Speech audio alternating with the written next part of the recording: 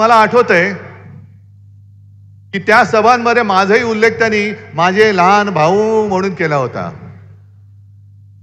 अरे मग लहान भाऊ होतो तर मग नातं का तोडलं? बरं कोणत्या भाषेत तुम्ही बोलताय?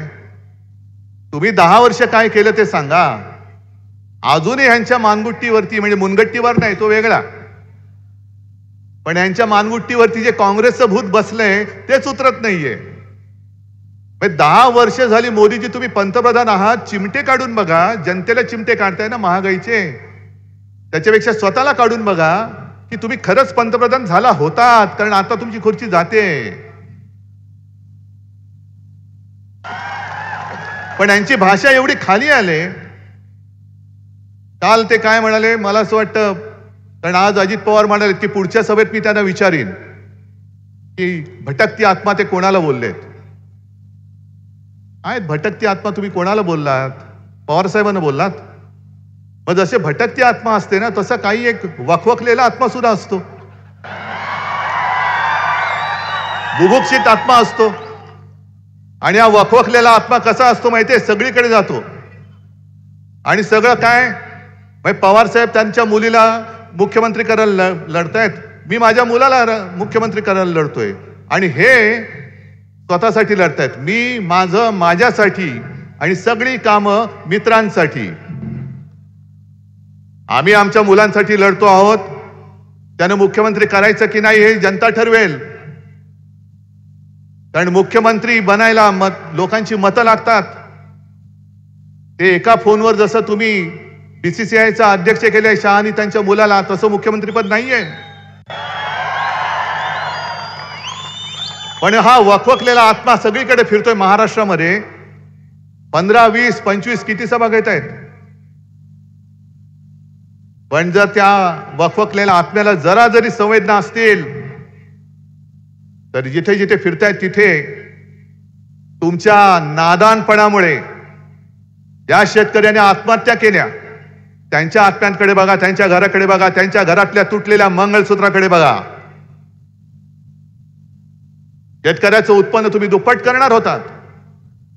उत्पन्न दुप्पट तर झालंच नाही, पण त्याच्या उत्पादनाचा खर्च वाढला, तो दुप्पट झाला, तिप्पट झाला. आणि आज तुम्हाला महाराष्ट्रामध्ये ठाण मांडून बसण्याची जी वेळ आलेली आहे. पण महाराष्ट्र भोळा आहे, साधा आहे, दिलदार आहे. पण महाराष्ट्र कृतज्ञ नाहीये, अजिबात नाहीये, आणि महाराष्ट्र गद्दार नाहीये. महाराष्ट्राची परंपरा ही शूरांना वंदन करण्याची आहे. म्हणून ते जे आहे ना, शूरामी वंदिले. आज भाजपचं जे चाललंय ते चोरामी वंदिले असं चाललेलं आहे. सगळ्या चोरांना ते वंदन करतायत.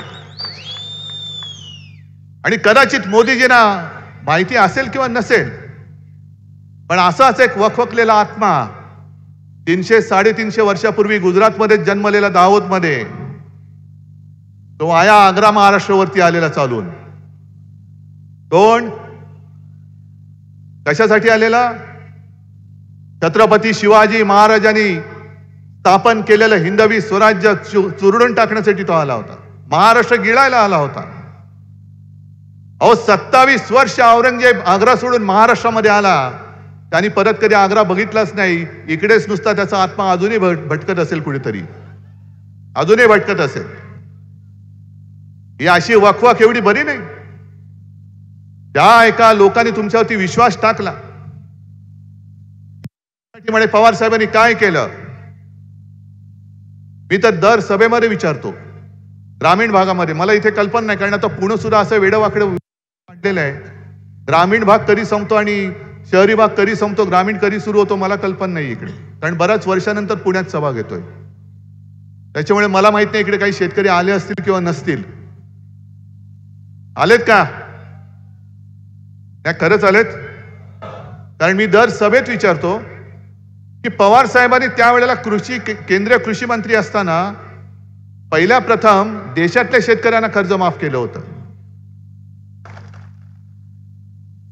आणि त्याच्यानंतर मी मुख्यमंत्री झालो. माझ्या सोबत सगळे महाविकास आघाडीचे आपले नाना तेव्हा अध्यक्ष होते, थोरात साहेब महसूल मंत्री होते, देशमुख साहेब गृहमंत्री होते. हे आता तिकडे जे गेलेत ते अर्थमंत्री होते आणि कोणी न मागता महाविकास आघाडीच्या सरकारने शेतकऱ्यांची 2 लाखापर्यंतची पीक कर्जाची जी रक्कम होती ती त्यातनं आम्ही तुम्हाला मुक्त केलं होतं. तेव्हा कापसाचे भाव काय होते, सोयाबीनचे काय होते, हे सगळ्यांना माहिती. आम्ही तुमच्यासारखे खोटं नाही बोललो कधी.